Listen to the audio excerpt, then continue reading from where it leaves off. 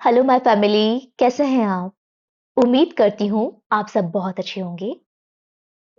तो आज मैं एक आर्टिकल पढ़ रही थी डार्विन से रिलेटेड, जिनको हम फादर ऑफ इवोल्यूशन भी बोलते हैं।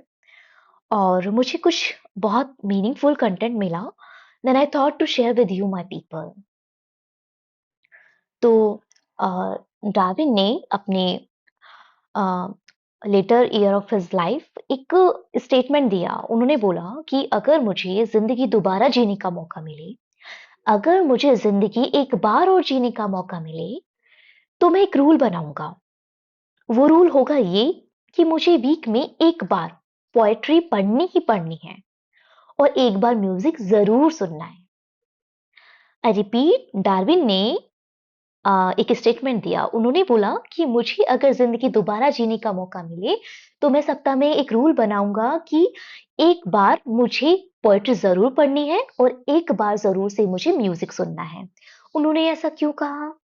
उन्होंने ऐसा इसीलिए कहा कि जब लास्ट ईयर थे उनकी लाइफ के, तो उनका बहुत ज्यादा एक गहरा इन्वॉल्वमेंट हो गया था साइंस के साथ।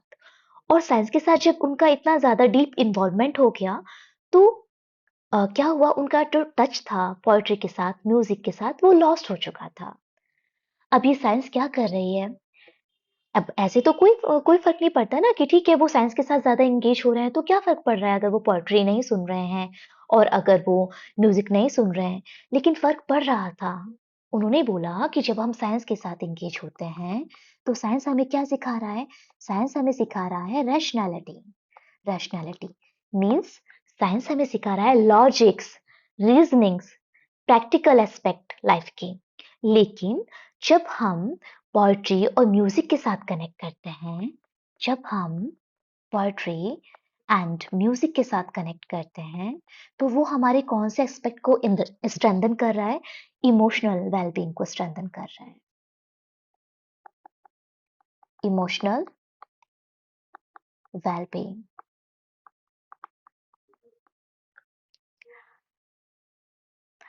आप कहेंगे ऐसा कैसे हो रहा है कि पोएट्री और म्यूजिक हमारे इमोशनल वेलबींग को बढ़ा रहा है? वो ऐसे बढ़ा रहा है कि ये क्या कर रहा है, आपकी मोरालिटी, आपके प्रिंसिपल्स, आपकी वैल्यू, आपके कल्चर आपको सिखा रहा है, आपको समझा रहा है। तो वो क्या कर रहा है? वो आपकी इमोशनल वेलबींग को क्या कर रहा है? इनहेंस कर रहा है। आपकी एक एस्थेटिक साइड को इंक्रीज कर रहा है। Is it okay? और मैं इसको एक चीज से और कनेक्ट करना चाहूंगी। डार्विन का स्टेटमेंट है सर्वाइवल ऑफ द फिटेस्ट। आप सब जानते होंगे कि डार्विन की थ्योरी है।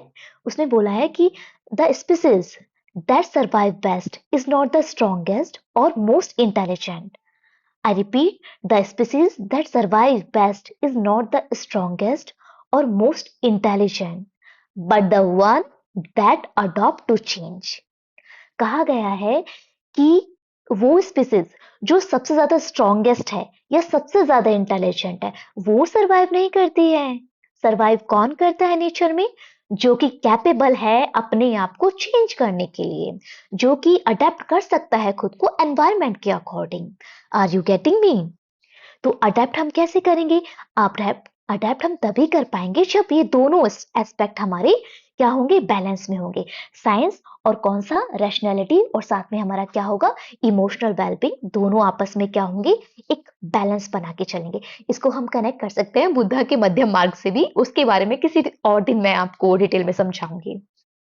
ठीक है? तो अ,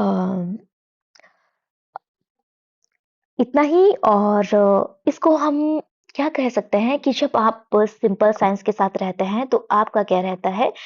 आप एक जिंदगी जी रहे होते हैं, लेकिन वो उतनी फुलफिलमेंट नहीं होती, क्योंकि एक एस्पेक्ट तो आपका खाली है ना, इमोशनल वेलबींग तो खाली है ना। तब ये डिप्रेशन, एंजाइटी जैसी चीजें हमारी इनहेंस होने लगती हैं।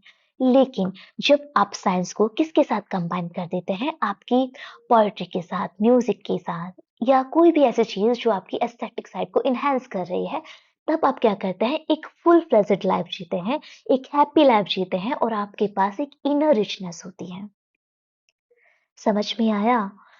कि इसको मैं थोड़ा-सा और कनेक्ट करना चाहूँगी कि पहले क्या था, ये सर्वाइवल ऑफ द फिटेस्ट की बात करते हैं कि जो स्ट्रॉन्गेस्ट होगा वही अडेप्ट करेगा। नेचर क्या करेगा, वीक को रखेगा नहीं। नेचर का ये रूल है कि जो वीक होगा वो मार दिया जाएगा। मैं वीक को रखने वाला नहीं हूँ भाई अपने पास में, ठीक है। जो सबसे कमजोर है सबसे पहले खत्म होगा वो। लेकिन हम लोग सिविलाइज हुए हैं, ह्यूमन सिविलाइजेशन। ह्यूमन सिविलाइजेशन कहाँ से आया, जब हमारा ये वाला एस्पेक्ट बढ़ा। कौन सा, ये पोएट्री वाला, ये म्यूजिक वाला। हमने क्या किया, हमने बोला, क्योंकि यहीं से तो हमने सीखा ना कि हमें क्या करना है, अपने प्रिंसिपल्स को बढ़ाना है, मॉरलिटी को बढ़ाना है, वैल्यूज को एनहांस करना है। तो यहीं से हमने सीखा कि नहीं, जो वीक है मैं उसके लिए क्या बनाऊंगा, शेल्टर होम बनाऊंगा। मैं उसके लिए क्या बनाऊंगा, मेडिकल बनाऊंगा। मैं उसके लिए हेल्थ केयर प्रोवाइड कराऊंगा, मैं उसको प्रोटेक्ट करूंगा, ठीक है। तो हम क्या कर रहे हैं, हमारी जो एस्थेटिक साइड है, जो हमें पोएट्री म्यूजिक ऐसी चीजों से आ रही है, हम उससे क्या कर रहे हैं, हम एम्पैथी डेवलप कर रहे हैं, हम काइंडनेस डेवलप कर रहे हैं, हम अपनी मोरल रेस्पॉन्सिबिलिटी को जान रहे हैं। वरना साइंस तो रैशनैलिटी सिखा रही है ना, सिंपल प्रैक्टिकल सिखा रही है कि ठीक है जो वीक है वो उड़ जाएगा भाई, उसे हम दुनिया में रखेंगे नहीं। लेकिन हमें एम्पैथी कौन सिखा रहा है, हमें हमारी रिस्पॉन्सिबिलिटी कौन सिखा रहा है, वो सिखा रही है ये सारी चीजें, पोएट्री म्यूजिक्स। आई थिंक आप समझ पाए होंगे कि दोनों को बैलेंस करना कितना जरूरी है। साइंस के साथ पोएट्री म्यूजिक इस सब का भी एड ऑन हो जाना चाहिए हमारे जिंदगी में।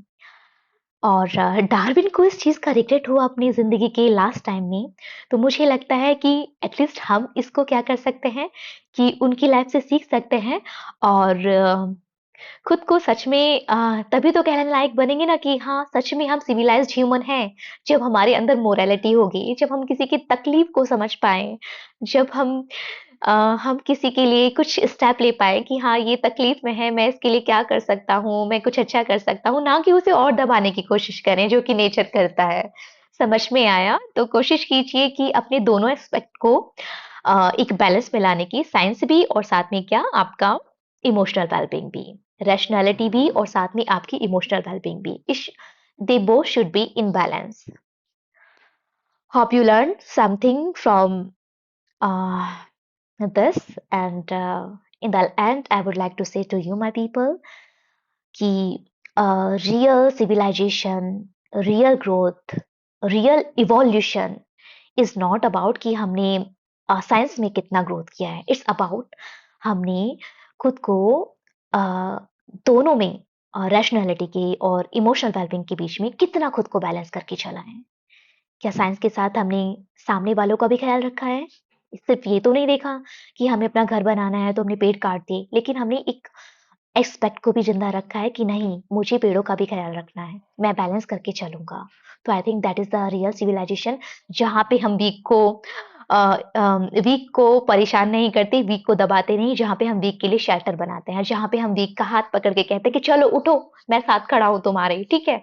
इस तरह से तो I hope you get my message, and in the end I would like to say to you my people, you are precious and I love you.